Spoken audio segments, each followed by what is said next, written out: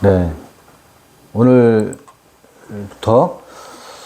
히브리서를 읽기 시작했죠. 히브리서를 읽어가 볼 터인데, 저도 어떻게 읽힐지 저도 궁금해요. 그냥 로마서 하면 바울이 로마에 있는 교우들에게 보낸 편지죠. 로마서, 고린도전서, 또 갈라디아서. 갈라디아에 있는 에클레시아들에게 보내는 편지, 다 그 지역을 나타내는 게 바울의 서신서였는데, 히브리서는 지역명을 나타내기보다는 히브리인들에게 보내는 편지다 라고 말하는 그런 의견을 갖고 있는 이들이 많이 있는 것 같아요. 히브리인들에게 보내는 편지.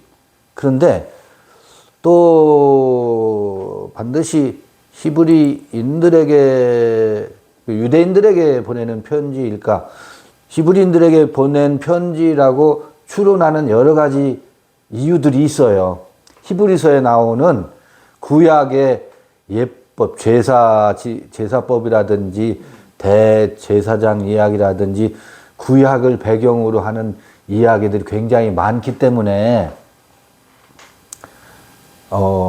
이 수신자가 히브리인들을 대상으로 해서 보낸 서신서일 거라는 추론이 가능하지. 그런데 이 히브리서에는 편지 형식이거나 누구누구에게 편지하노니 히브리인들에게 이 글을 쓰노니 이런 언급이 없어요. 없어서 그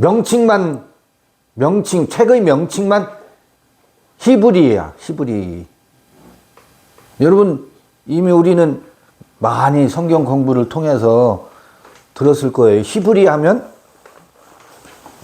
히브리서 읽게 되면, 히브리 하면 그 강을 건너온 자들을 지칭한다. 그러면 많이 들으셨잖아요. 히브리. 복수로 하면 히브림. 히가 아니고 이브리예요. 이브리. 이브림. 히브리인들 하면 히브림 혹은 이브리 그러거든요. 이브리, 이브림 그러는데 원래 창세기 14장에 히브리 사람 누구? 히브리 사람? 아브람을 일컫기를 히브리 사람 아브람 그래요. 창세기 14장인가 처음 나와요. 히브리 사람 아브람. 근데 아브람은 왜 히브리 사람 아브람이라고 했느냐면 저 갈대아 우를 지나서 하란에서 그 유프라테스 강, 티그리스 강이 있고 유프라테스 강이 있잖아요. 유프라테스 강을 넘어서 어디로 왔어요? 가나안으로 이주를 해서 가나안 땅에 정착했을 때 주변 사람들이 강을 건너온 사람, 아브람. 아브람은 뭐라고? 강을 건너서 온 사람이다. 그때부터 히브리라는 말이 강을 건너온, 강을 건너왔다. 그런 의미로 불려졌어요. 근데 이 여호수아 24장인가 한번 볼게요.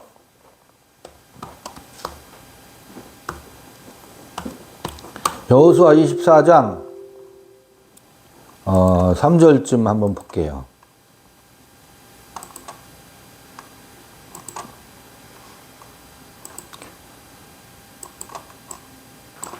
여호수아 24장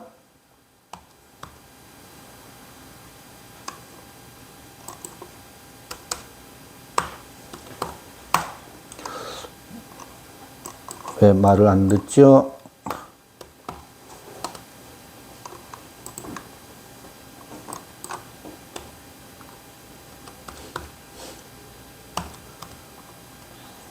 여호수아가 이스라엘 모든 지파를 세겜에 모으고 이스라엘 장로들과 그 두령들과 재판장들과 유사들을 부르매 그들이 하나님 앞에 보인지라. 여호수아가 모든 백성에게 이르되 이스라엘 하나님 여호와의 말씀에 옛적에 너희 조상들 곧 아브라함의 아비 나홀의 아비 데라가 강 저편에 거하여 다른 신들을 섬겼으나 내가 너희 조상 아브라함을 강 저편에서 이끌어내어 가나안으로 인도하여 온 땅을 두루 행하게 하고 그 씨를 번성케 하려고 그에게 이삭을 주었고 그러잖아요. 여기서 옛적에 너희 조상을 곧 아브라함의 아비 나홀의 아비 데라가 어디에? 강 저편에 거하다가 저편에 거하여 뭐라고요? 다른 신들을 섬겼대. 그러니까 갈대아 우르 하란 지역 강 저편이죠. 근데 거기서 강을 건너서 가나안으로 왔어요. 그러면 거기는 여기는 어디예요? 강 이편이야. 근데 저편은 다른 신들을 섬기던 곳이고 이편은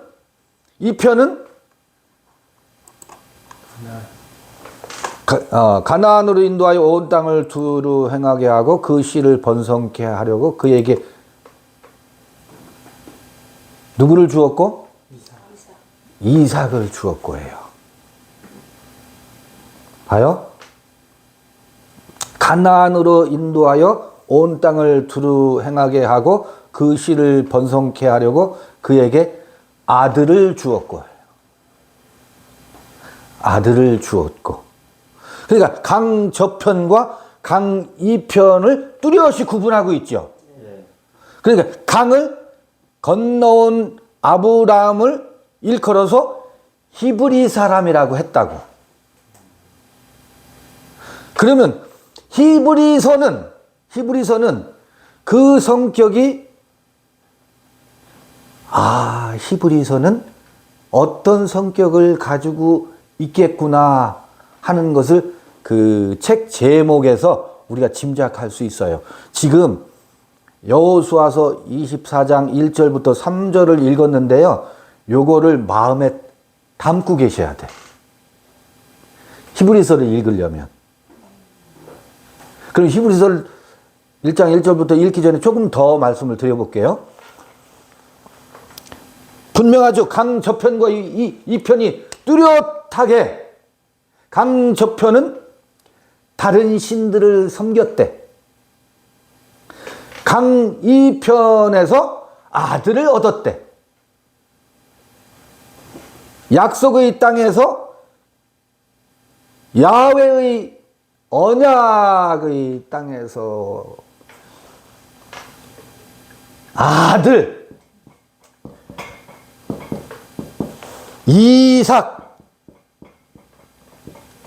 이삭은 뭐라고 했더라? 아브라함은 믿음이라면 이삭은 뭐라고요?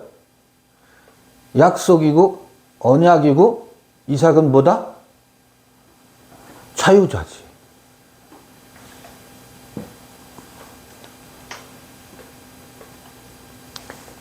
여러분요, 사실은 우리에게 주어진 언약은 뭔지 아세요? 인생에게? 그걸 언약으로 이 히브리인들은 그 언약으로 표현하고 있는데, 모든 인생들은 먼저 무엇을 언약을 약속을 했느냐면, 아무개야 네가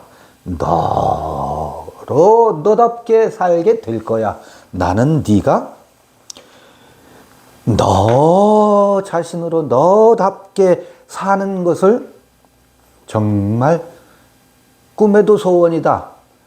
이게요, 그 자녀를 자기에게 종속시키면서도 모든 부모들이 내 말을 들어야 네가 산다라고 하면서도 그가 그다운 삶이 이 다음에 어떻게 해요? 구현되기를 희망하는 것이 모든 이들에게 있고, 그것은 우리의 그 깊은 잠재 무의식에서 우리가 그것을 무엇으로 갖느냐 하면 소망으로 갖게 돼 있어요.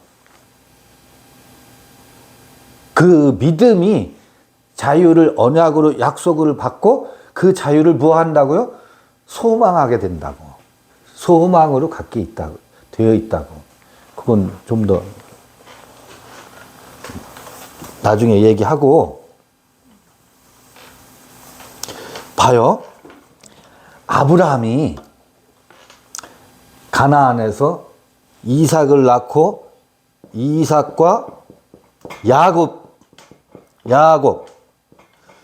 아니, 지금 여기서도 그 여호수아가 지금 지금 여호수아가 가나안 땅에 입성하면서 세겜의 이스라엘 모든 지파를 모으고 이스라엘 장로들과 그 두령들과 재판장들과 유사들을 불러 모아놓고 그들이 하나님 앞에 보인지라 하면서 이 이야기를 하잖아요. 이때 지금 어디예요?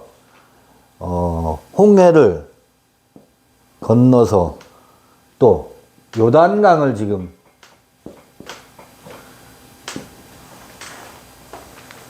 봐요. 이상하다. 아브라함이 어디에 정착했어요?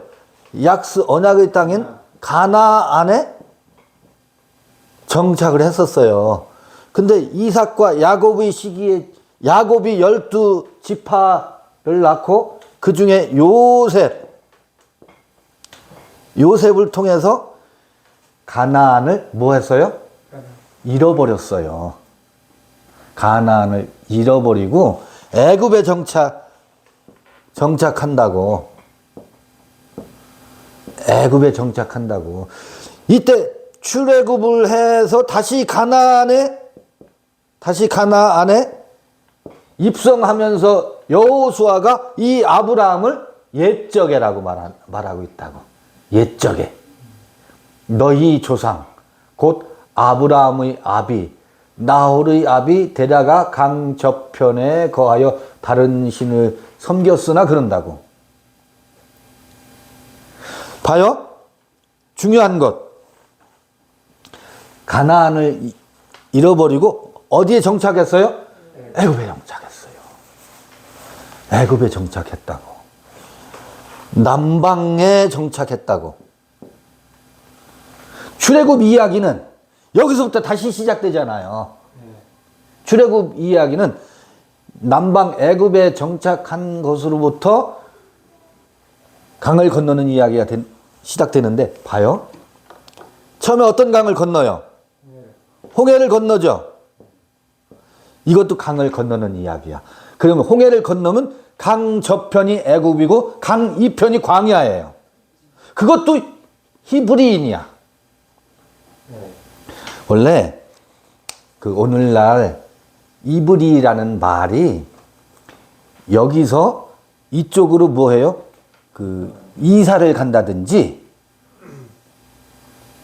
일상어에도 여기서 저쪽으로 이주를 하게 되면 그걸 뭐라고 하냐면 이브리.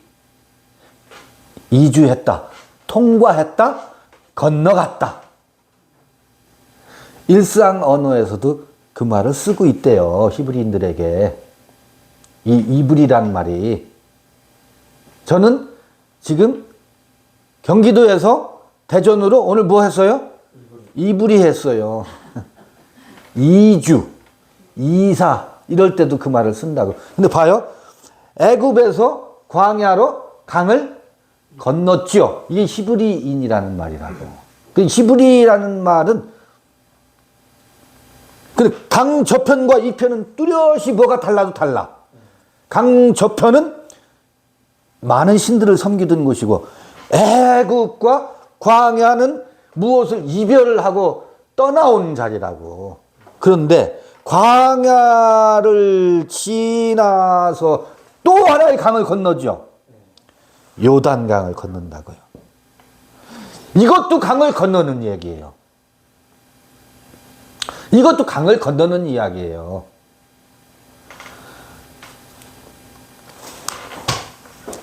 요단강을 건너는 것도 강을 건너. 그러니까 지금 몇 개의 강을 건넜어요? 두 개의 강을 건넜죠? 그런데요, 지금 히브리서를 읽기 위해서 제가 먼저 설레발을 치는 거예요. 히브리서를 어느 관점에서 읽어야 할 것인가.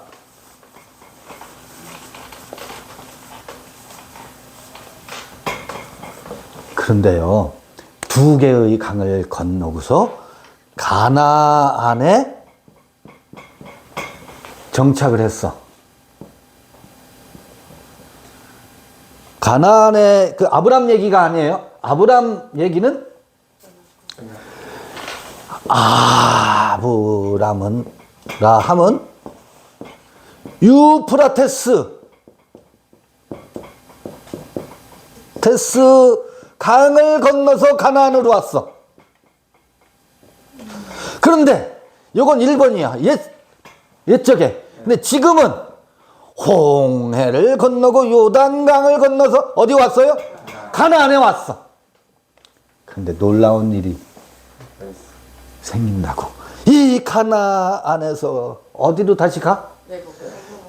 애굽으로 가는 게 아니라, 이 홍해 요단강을 건너서 다시 애굽으로 가는 게 아니라 어디로 가요? 바벨론으로 간다고.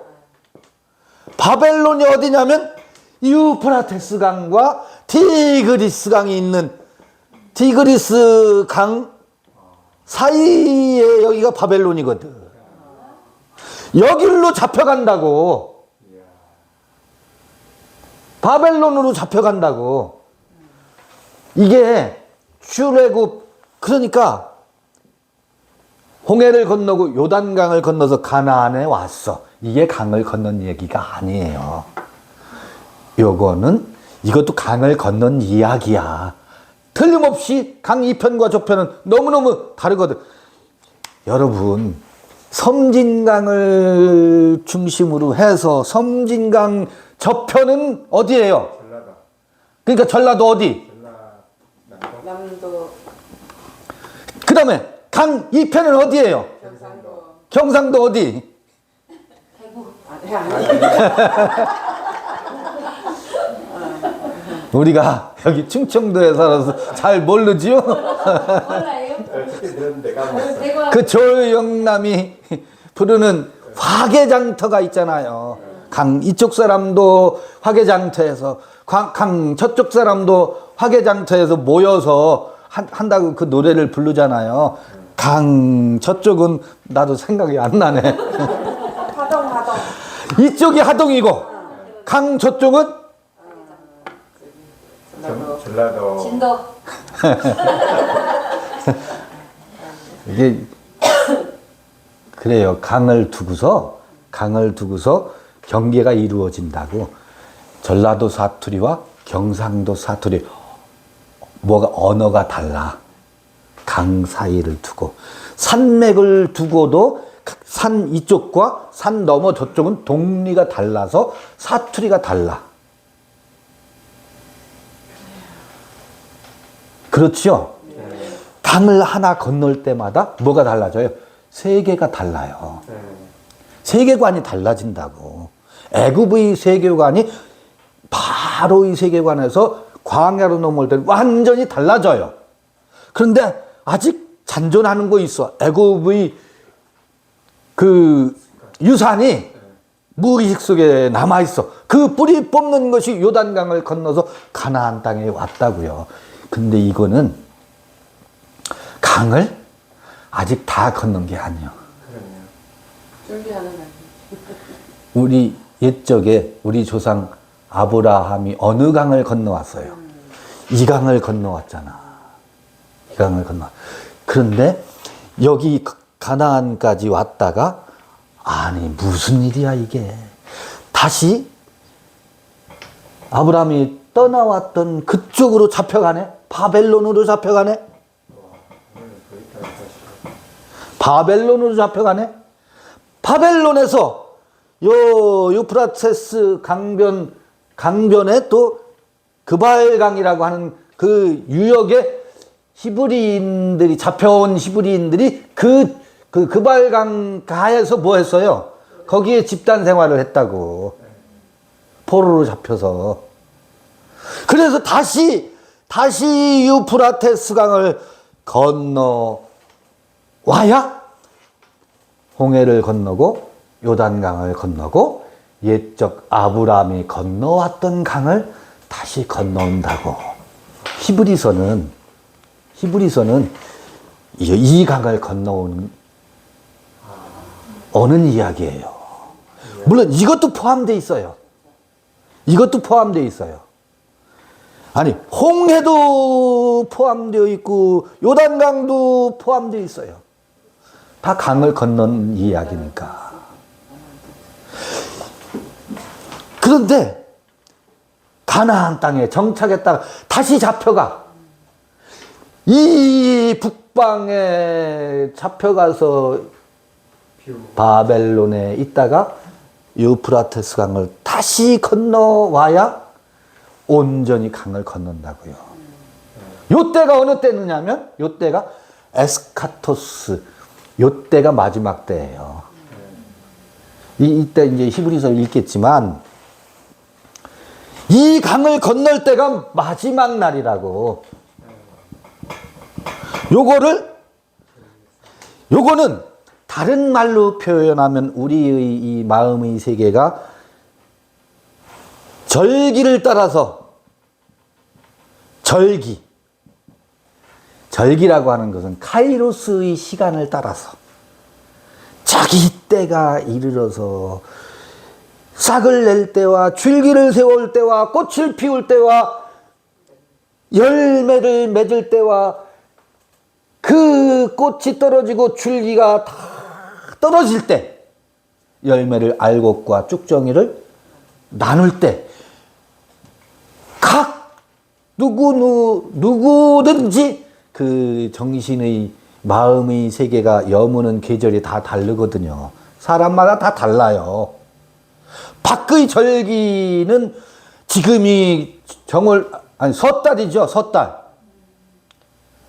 한국의 절기는 지금 섣달이지만 우리 마음의 세계의 절기는 다 달라. 어떤 이는 홍해를 건너고 있고 어떤 이는 요단강을 건너고 있고 어떤 이는 가나안에서 농사를 짓고 있어. 어떤 이는 여기서 뭐하고 있어요? 왕노릇하고 있어. 남북이 분단돼 있어. 어떤 이는 여기서 두로왕이 돼가지고 난리를 치면서 바벨론에 잡혀가고 있어. 히브리서는 홍해, 요단 이거를 포괄하지. 강을 건너는 이야기니까. 그런데 이 강에 바벨론에 잡혀갔다가 다시 회복하는 이야기예요. 다시 돌아오는 이야기예요. 강 건너는 이야기라고.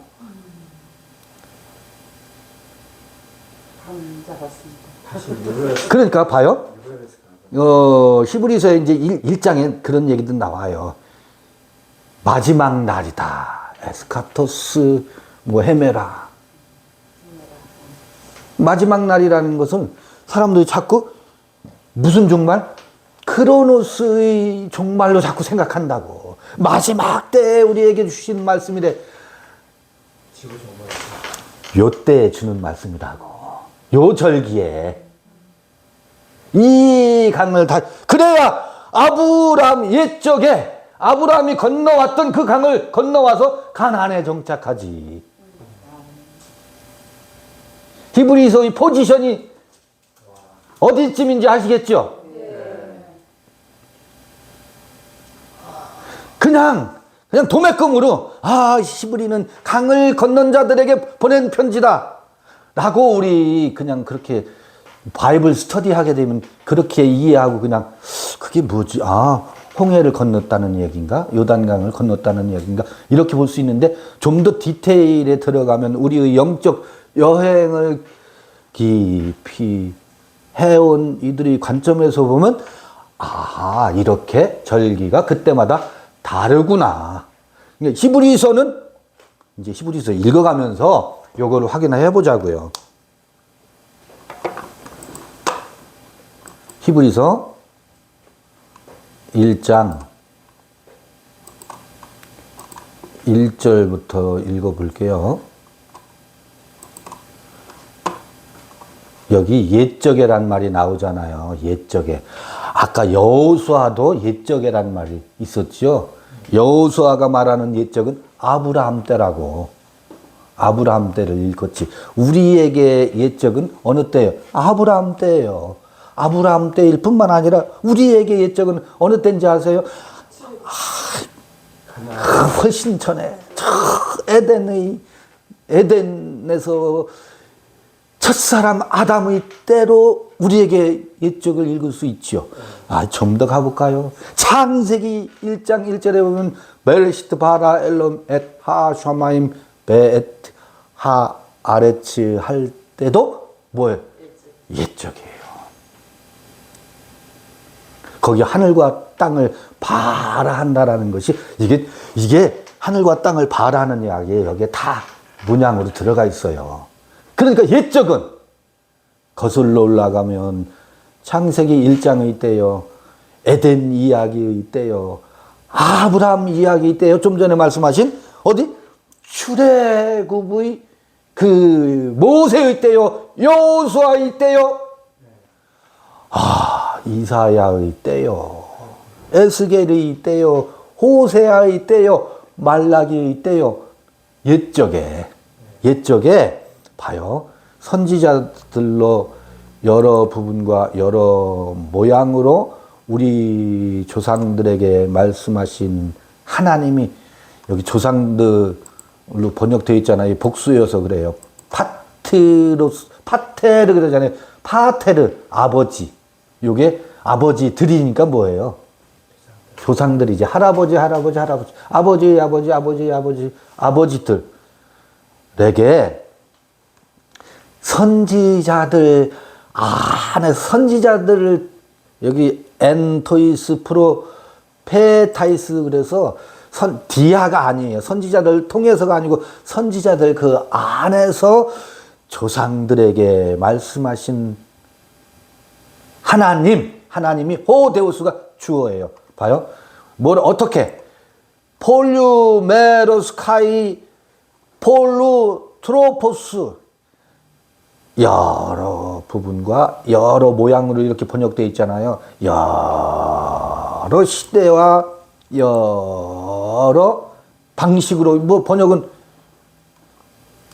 이게 이 폴류 에로스 하면 sun dry times 영어로 그렇게 돼 있잖아요. in many. 그러니까 뭐겠어요? 많은 부분으로 여러 부분과 그 다음에 여러 모양으로 여러 형태로 여러 방식으로 아브라함의 이야기 방식, 에덴 이야기의 방식, 출애굽의 이야기의 방식, 수많은 이야기 형태들이 구약에 얼마나 많은 이야기들이 구약 성서에 있어요. 그 수많은 형태의 이야기들. 하다못해 무슨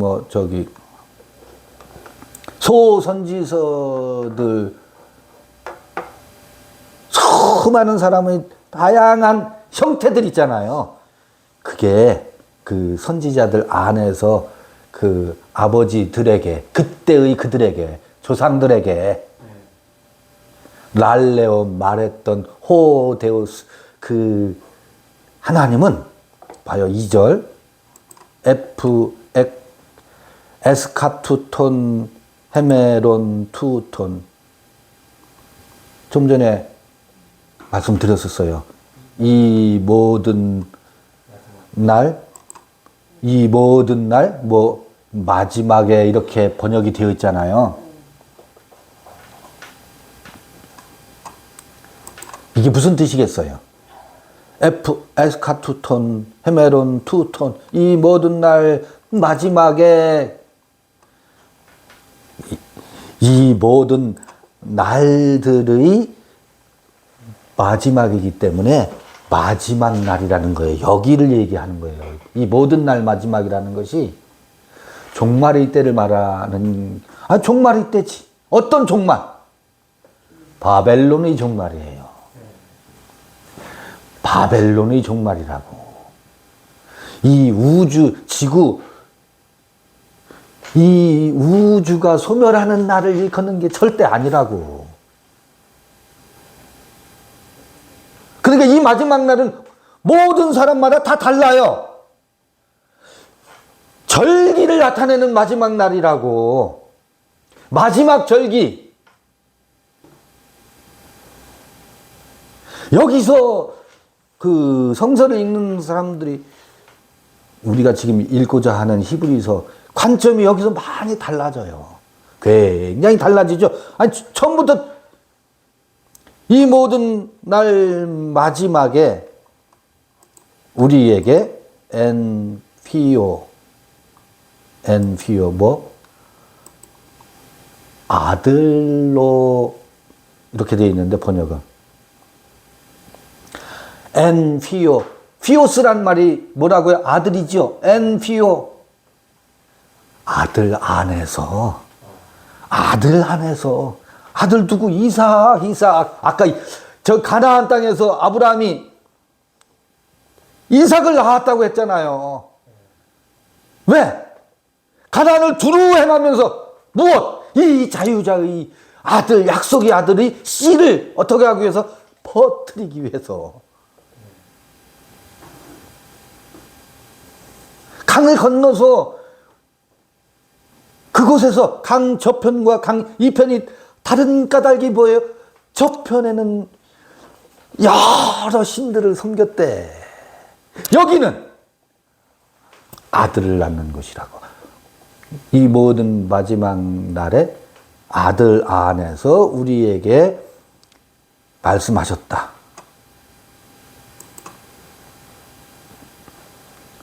어떻게 말씀하셨다는 거예요? 혼, 선행사가 아들이에요. 에데켄, 크레로노몬, 판톤. 아들이 뭐라고? 이 크레로노모스라는 말은 후사라는 말이 뭐예요? 후사.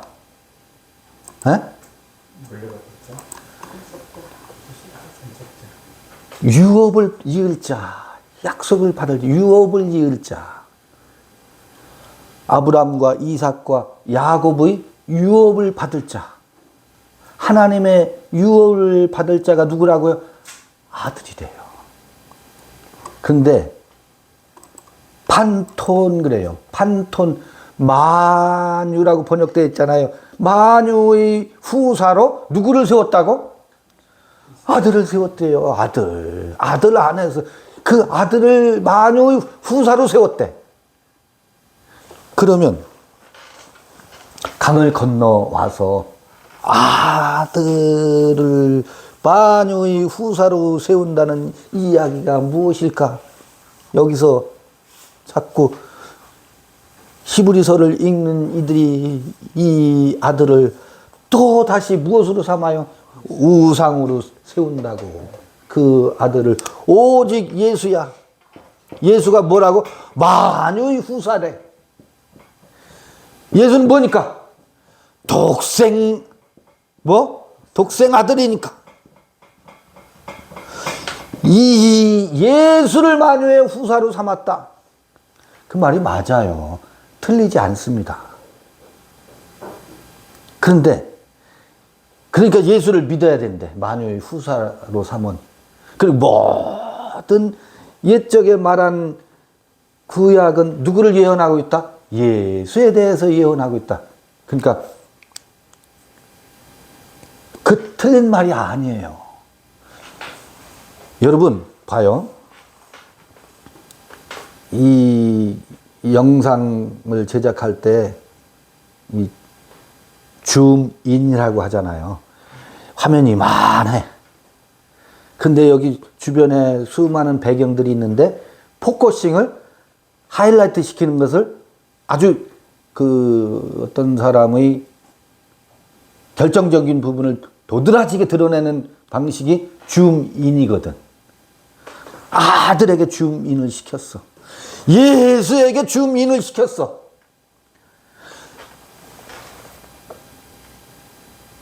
뭐가 문제인데요, 그게? 예수 안에 있는 예수도 그가 무엇으로 예수 안에 누가 계셔요? 예수 안에 아들이 있다고. 이 아들을 뭐 해야 돼요? 줌인. 포커싱을 시켜야 되는데 무엇을 포커싱 시켰는지 아세요? 육체 예수를 포커싱을 해가지고 이걸 뭐 만들어 놨어? 이걸 우상으로 만들어 놨다고. 예수 안에 있는 나는 그와 하나다. 나는 길이다. 나는 진리다. 나는 생명이다. 라고 하는 예수 안에 있는 이 아들을 하이라이트 시키면 아하, 그렇구나. 이 아들을 만유의 후사로 삼았구나 하고 우리들도 그렇지. 우리 안에 있는 우리가 낳아야 할 무엇을? 아들을 우리 안에서 우리 안에 우리가 낳아야 할 아들에 대해서 옛적부터 선지자로 조상들에게 이 아들을 만유의 후사로 삼았구나 하고 아들을 어디서 발견할 것인데? 여기서 발견할 것인데 어디로 묶어놨어요? 여기로 묶어놨어요. 그래서 우리는 날마다 늘 죄인이고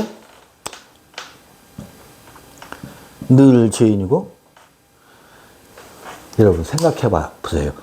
강은 예수가 건넜다고 해봅시다. 그럼 강을 건넌 그 예수를 믿기만 하면 되는데 왜들 그러세요? 우리가 강을 건너야 돼요. 홍해를 건너는데 누가 건너요? 우리가 건너야 된다고. 요단강을 누가 건너요? 우리가 건너야지. 내가 건너야지. 우리가 어디에 사로잡혀 갔어요? 바벨론에 사로잡혀 갔잖아요. 이 바벨론에 사로잡혀 간 것이 무엇인지를 전혀 몰라. 바벨론에 사로잡혀 가서 살아본 적이 없어. 아직 어디에? 주소지가 아직 저기 애굽에 있어가지고 바벨론이 어딘지 알질 못해. 애굽에서 이 예수를 믿어서 구원받았다라고 앵무새 복음을 노래만 하고 있어요. 그리고 뭐라고 하는지 아세요? 우리는 그 말도 틀리진 않지. 우리는 죄인이고 우리는 할 수 있는 것이 아무것도 없어서 뭐 예수를 믿기만 하면 아들이 된대. 아들이 되었다라고 주장하고 있다고. 자유의 환희를 그 자유의 터져나오는 환호성을 지르면서 그 노래를 불러야 되는데 그 노래를 부르지 못하고 우리는 죄인인데 이 예수가 우리의 죄를 도말해서 우리는 아들이라고 주장만 하고 있다고. 자유를 구가하지 못하고 전부 나는 종의 자녀가 아니고 약속의 자녀다라고 뭔만 하고 있어요? 아주 앵무새 복음 전도자들이 되어 있다고요. 아하, 그 아들에 관해서 말했고, 보세요. 여긴 히브리서는 어떤 복음이에요? 아들이 복음이에요. 비로소 아들이 복음이라고.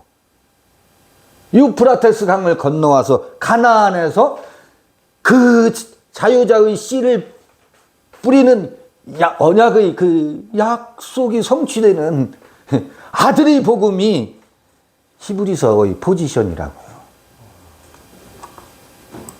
만유의 후사로 삼았다라는 말이 무슨 말일까요? 아들만이 나는 알파요, 나는 오메가요, 나는 알파와 오메가 사이에 조합될 수 있는 만물이다. 그 누가? 아들이. 비로소 내가 나로 드러나는 것이 아들이라고. 내가 나로 드러나는 것이 아들이지. 그 나는 얼마나 그 자유가 풍요롭고 풍성하냐면 무슨 고백을 할 수 있느냐면요. 나는 그와 하나다. 이것을 앵무새가 돼서 고백하는 게 아니고, 그렇지, 나와 아버지는 하나구나. 그럼 그게 어디예요? 나와 아버지는 하나다라고 하는 것이. 말라기 4장 6절인가요? 아비의 마음을 자녀에게로, 자녀의 마음을 아비에게로, 마음과 마음이 아버지의 마음이 합해지는 이야기라고. 그러면 아버지가 어디에 있느냐고. 아버지가 저기에 있는 게 아니라고요. 저 만물의 아버지가 있는 게 아니랍니다. 저 장미꽃의 아버지가 있는 게 아니에요. 저 푸른 소나무, 소라 우리가 자연을 찬미하면서 노래하는 그 소나무 속에 아버지가 있는 게 아니라고. 이걸 오해해요, 사람들이. 범죄 신론자들이 아버지는 어디에 있느냐 하면 아버지 집에 아버지가 있어요. 이거 굉장한 얘기거든요. 이게 비밀이에요. 비밀이라고 하면 저는 지금 무슨 얘기하는 거야? 여러분 봐요. 아버지는 오직 성전에만 머물러요. 성전에만 머무른다는 게 이 성경의 줄기찬 주장이라고. 히브리인들이 사유 가운데 있는 기가 막힌 논법이라고. 하나님은 여기 있거나 저기 있는 게 아니대. 오직 하나님은 성전에만 계시대. 성전이라는 거룩한 처소에만 머무신대. 거룩한 처소가 어디예요? 저 소나무나 저 장미꽃이나 저 우주 만물을 일컫는 게 아니에요. 왜 이것을 흐리멍텅하게 하는지 몰라. 아니, 자연주의자들은 저 꽃 한 송이를 보면 그 꽃 한 송이의 그 아름다움을 찬미할 때 거기 신이 있는 게 분명하잖아요. 그러니까 거기 있는 신을 노래하려고 한다고. 아니, 그게 아니에요. 이걸 우린 분명히 해야 돼요. 뭐냐면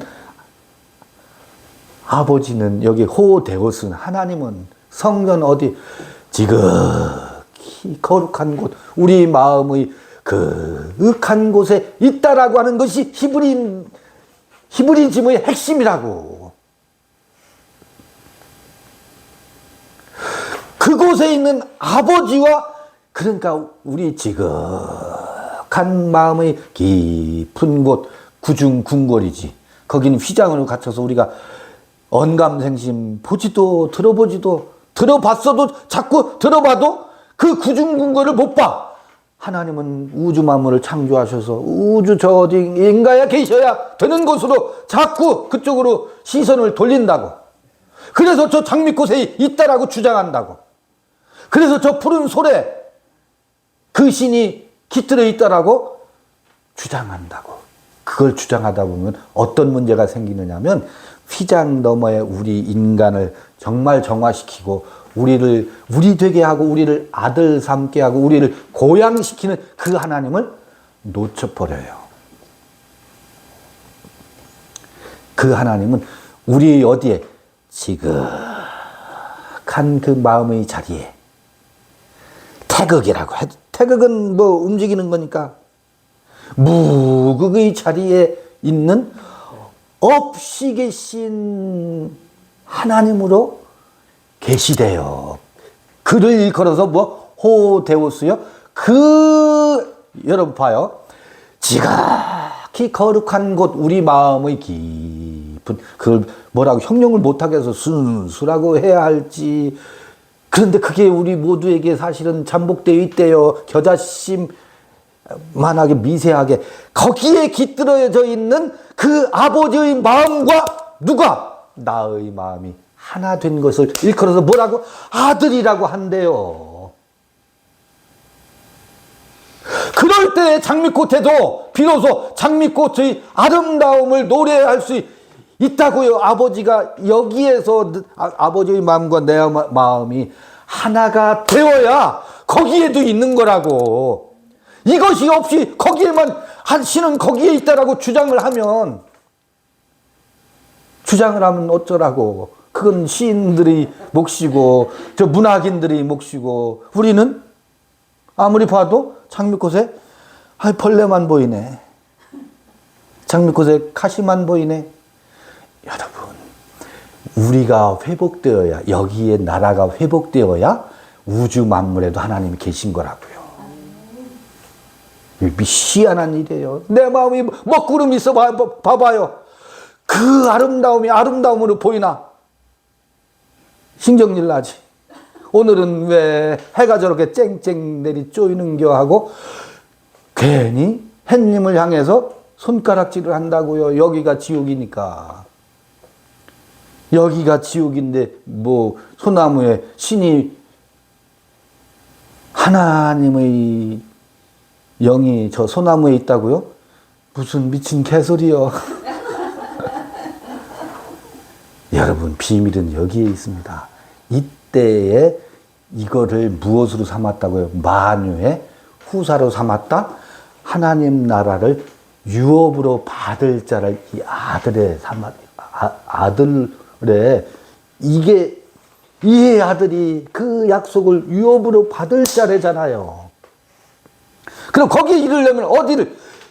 이 유프라테스 강을 다시 잡혀갔다. 여기서 건너와야. 이게 만물의 마지막 때라고. 이게 히브리서의 위치예요. 이게 또 조용히 이 얘기를 나눠야 되는데 힘이 들어가면 안 되는데 힘이 들어가네. 모든 세계를 봐요. 디우 카이 에프이 에센 투스 아이오나스. 모든 세계를. D는 이것이야말로 그를 통해서, 그 아들을 통해서 투스 아이오나스, 모든 세계를 저로 말미암아 지으셨느니라 그러잖아요. 이게 요한복음에도 나오지. 요한복음에도 만물이 그로 말미암아 되었다 그러잖아요. 봐요. 아까 우리 이거 이미 얘기했어. 저 장미가 참으로 장미의 아름다움으로 드러나려면 여기가 뭐가 되어야? 여기서 회복되어야 그가 되게 한다고. 여기서 회복되어야 여러분 정말 타인의 그 온전한 모습으로 대할 수 있다고요. 근데 여기가 회복되지 않으니까 늘 주변 사람들에게 징징거리게 돼 있다고. 그를 대하지 못한다고. 그를 회복시키지 못한다고. 여기가 뭐니까? 결핍이고, 여기가 빈곤이고, 여기가 갈등이고, 여기가 괴로움이니까 내 주변에 나와 관계하는 사람들을 살리기는커녕 뭐예요?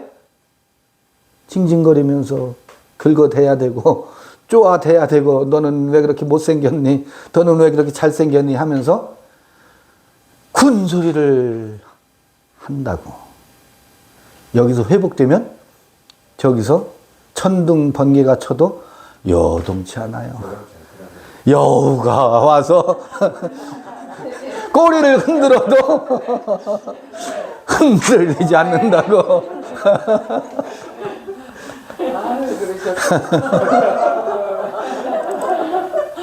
이게 뭐냐면 모든 세계를 지으셨느니라 그러잖아요. 여기서 모든 세계라고 했는데 아이오나스예요. 이 세계를, 코스모스도 아니고 게스도 아니고 오이쿠메네도 아니고 아이오나스라고 그러잖아요. 아이오나스는 시간을 통해서 말하려는 어떤 세계예요.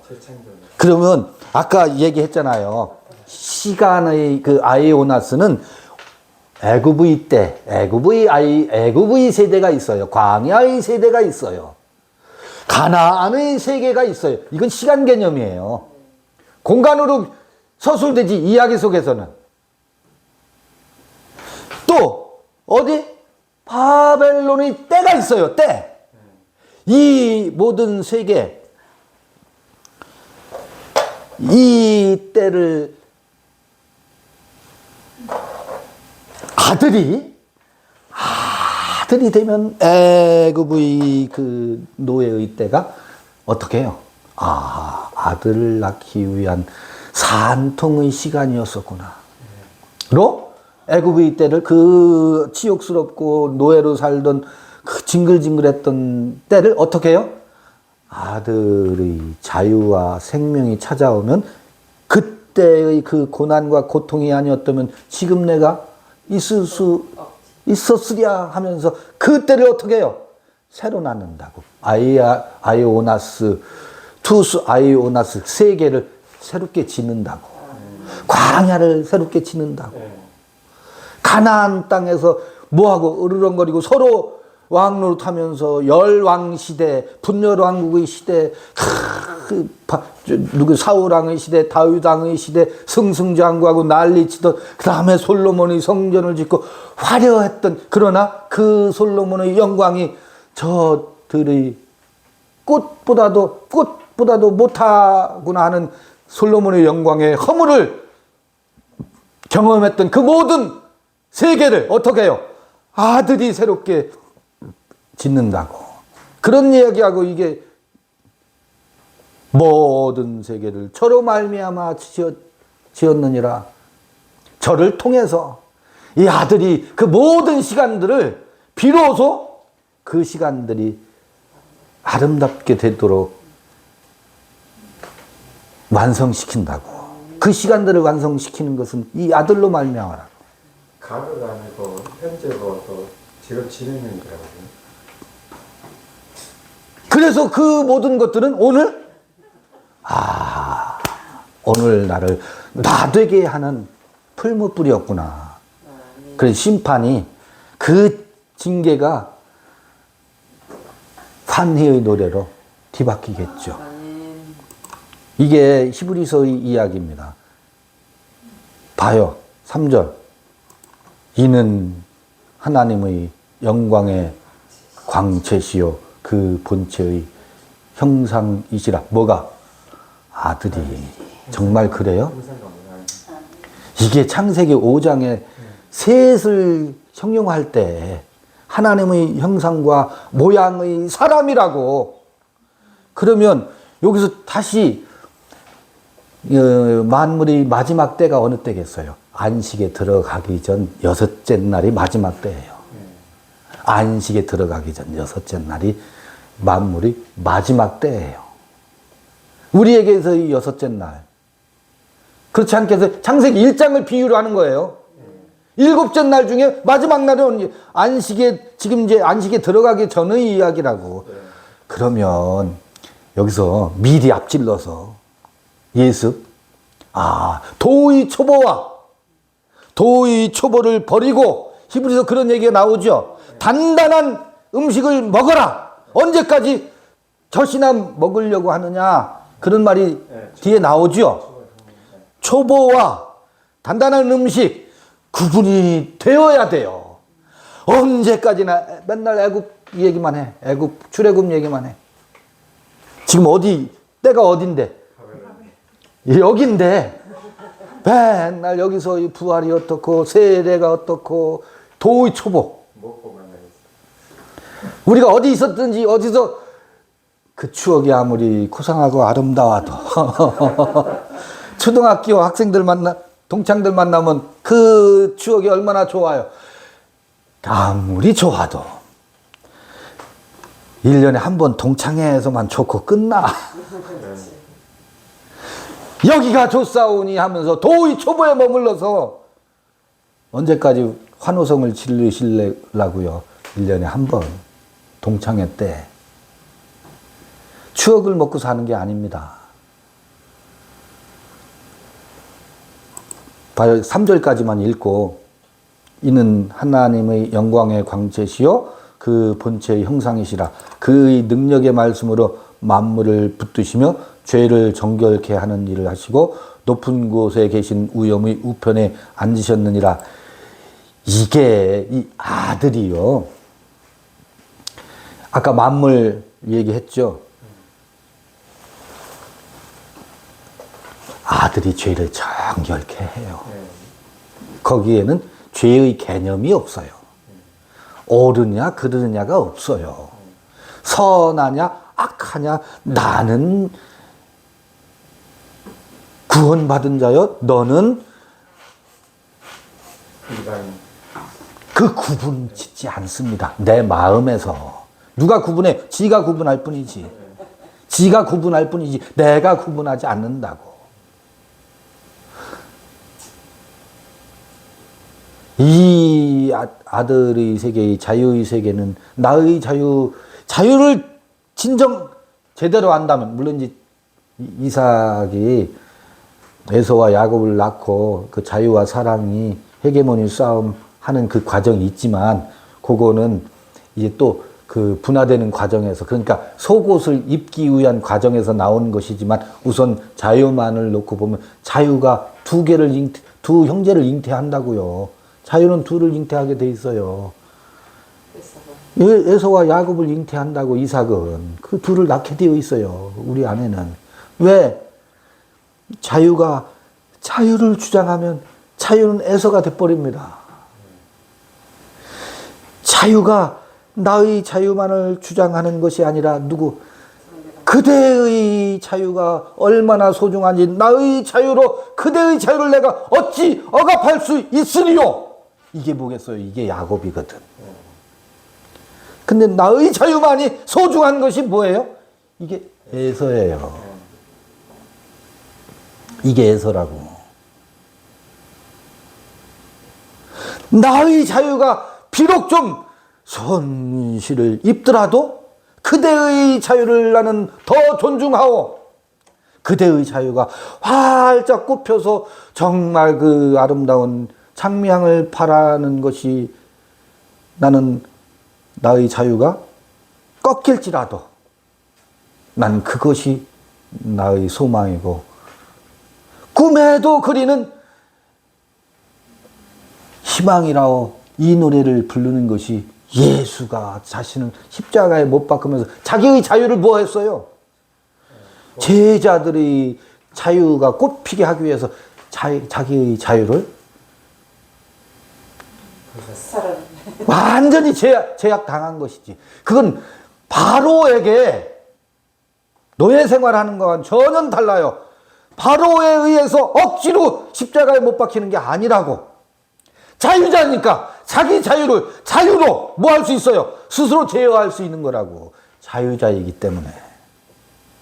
그러니까 자유자니까 자기 자유를 다른 사람의 자유보다 우선할 수도 있어요.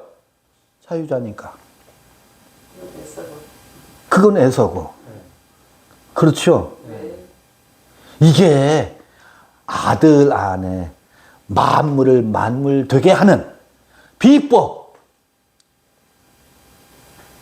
이게 아들 안에 있는 그 만유의 후사로 삼는, 아하, 나가 되는 것이 하나님의 후사를, 그 약속을 유업으로 받는 것이로구나.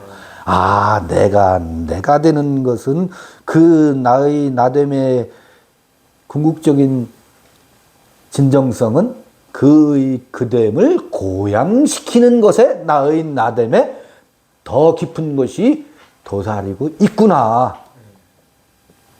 그래서 철저히 그의 그됨을 뭐예요? 나의 자유가 비록 내 스스로 제약을 하는 거지. 제어된다 하더라도 그의 자유 속에 피어나는 꽃을 보고 싶은 거예요. 이게 하나님의 형상, 하나님의 영광의 형상이랍니다. 이것을 뭐라고 하냐면, 아, 저 사람은 사람이 뭐?